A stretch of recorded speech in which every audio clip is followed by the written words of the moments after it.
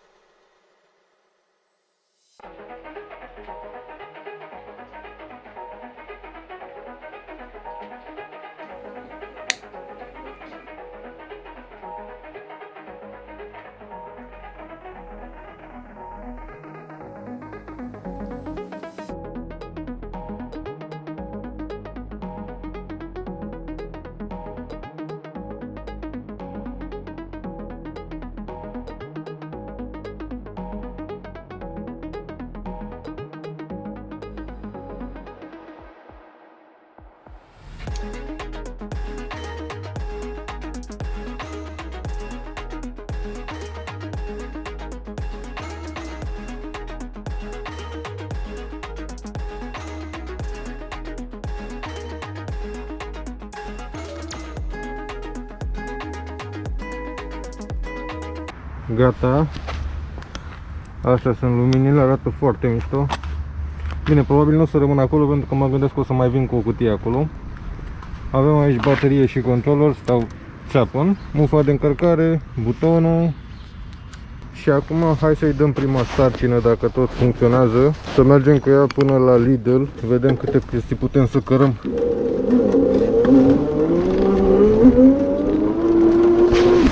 Îmi place foarte mult ghidonul ăsta nou. Pe față i-am pus un far, baterie.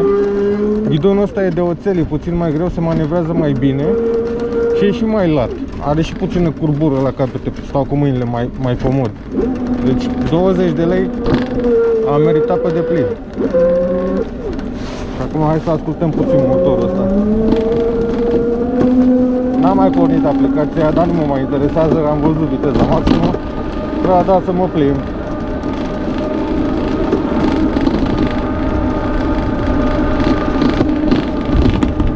Cutia asta din față dârdăie. O să trebuiască să-i pun ceva pe muchie, niște cauciuc sau niște bandă, ceva, să nu mai dârdăie așa. De acum încolo doar despre asta e. Am construit-o, acum o facem frumos.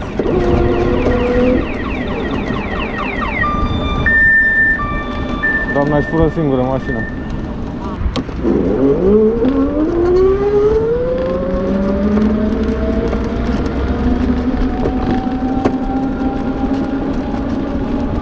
Ce frumos toarce!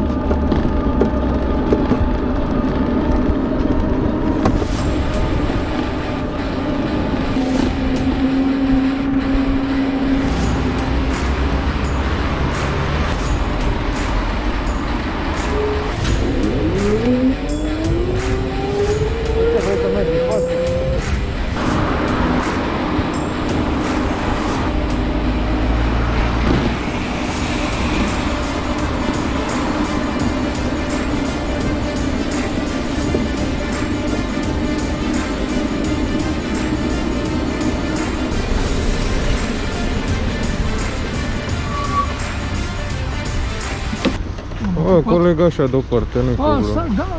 Dar nu pot să mai stau în picioare. Nu, păi nu, că asta zic, coleg așa, nu-i problemă. Ce problemă? Nu e niciun bai.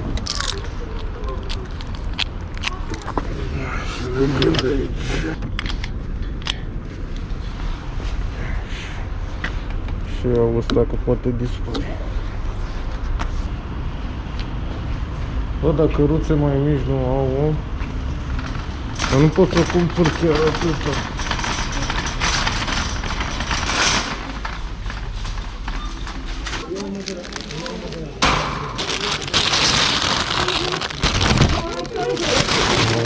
Asta cum o filmă.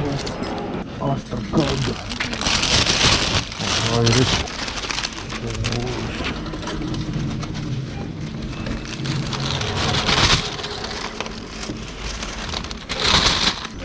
Chec rotund. Se uită lumea la mine ca și cum să nebun. Nu știe nimic în camera pornită și vorbesc la produse singur.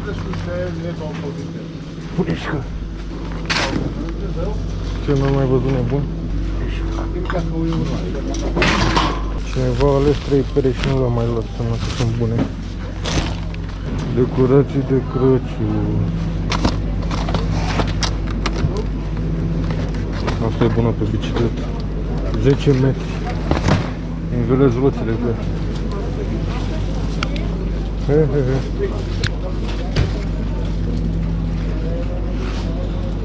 Ce tare. Cu baterii din astea. Dacă era cu USB era tare. Ticăre. Asură-te. Luam instalații luminoase.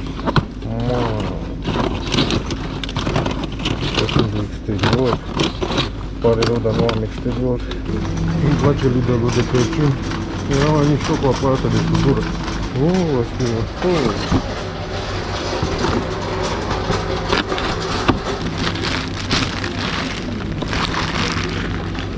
Asta îmi trebuie mie fără perii din aici.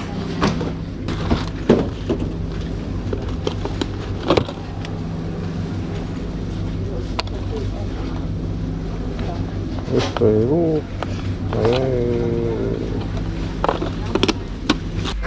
Așa se sunt fixul de sunt o cintă.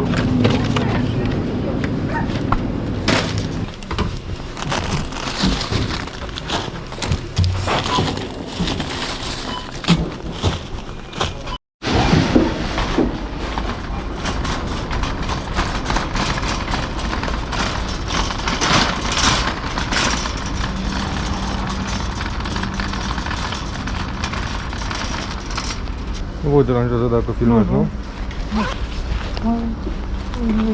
Un minut o să plec și eu, dar nu mai pot despa. Trebuia să punem bănci aici, că toată lumea vrea să stea jos. Ok, hai să punem astea. Trebuia să facă destul. Aici pun ce ușor, aici pun ce mai greu. Aici pun asta.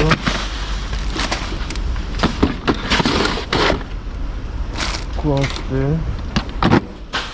Cu astea. Astea.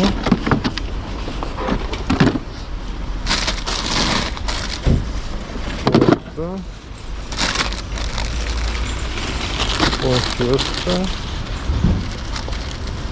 Ferii, ciocolată, așa și cam asta este. Așa. Și acum restul în asta aici. Cu bată, buzuși, viști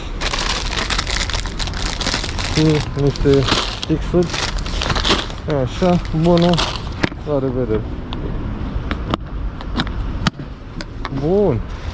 Nu ne-a luat prea multe, că nu prea am ce, că e tot Crăciunul cu asta, nu mai e cu scociuri, nu mai e chiulite.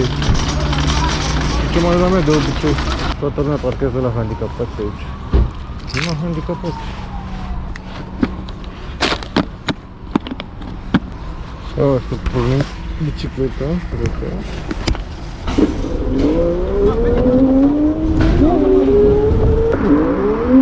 Partea bună la coșurile astea e că pot să bag bicicleta și în lift cu marfa încă în ea. Nu trebuie să o dau jos în plasă sau nu știu ce. Nu mai car cu spatele, nu mai car cu brațele, să țin pungile pe mânecă. Totul e în bicicletă. Merge ca și cum n-ar fi nimic. Bine, nu sunt foarte grele, acum hai să recunosc.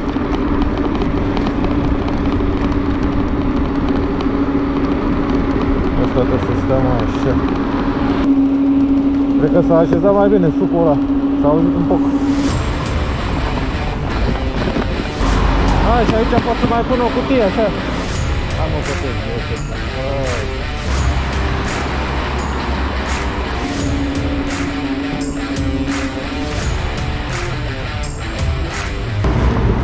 Mă declar foarte mulțumit.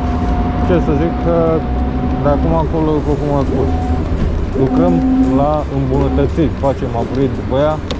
Baza e construită, baza merge foarte bine. Mai instalez cutii, mai instalez luminițe, mai instalez baterii, poate. Mașoarele și cu suportul de trăgaci sunt de la Ștefan, mersi foarte mult Ștefan. Mașoarele astea sunt ca noi.